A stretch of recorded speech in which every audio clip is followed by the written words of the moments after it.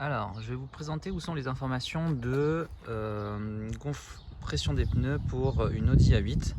Donc, et c'est le cas pour beaucoup d'Audi en fait au final. Donc, soit cette information-là, elle est directement au niveau de la trappe à essence, soit elle est directement au niveau des portes, soit dans la portière même quand on l'ouvre, soit directement dans la partie intérieure de la porte où il y aura ce type d'autocollant qui y sera. Donc là, comment ça se lie en fait? À gauche, il y a le type de jantes qui sont installées sur le véhicule. Donc c'est toutes les tailles de jantes possibles. Alors ces jantes-là, je ne sais pas trop comment on les lie au final. Mais en tout cas, voilà, là on a le diamètre 18 avec des pneus de typologie XL pour la vitesse, l'indice de vitesse.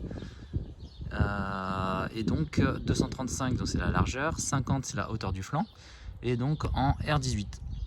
Et après, en fonction du type de personne, de la typologie de voyage qu'on va faire, donc on a en fait en barre directement la pression qu'il faut appliquer dans les pneus, que ce soit la partie arrière ou la partie avant. Donc voilà. Donc moi par exemple dans cet exemple, moi je suis sur des jantes en, voilà, ça se lit ici, 255 40 R19. Donc du coup je vais plus voilà, être là, 255 40 R19, sachant que je vais faire un voyage à 3 personnes, donc je vais mettre 3 barres et à l'avant et 2 barres 7 à l'arrière.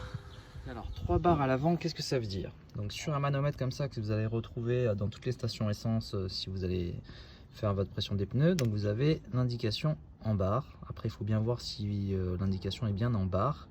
Donc moi, en me branchant sur les pneus avant, sur la valve, je vais devoir arriver à ce niveau-là, à 3 barres. Donc je vais me positionner déjà pour voir si j'ai la bonne pression et voir de combien je vais devoir équilibrer.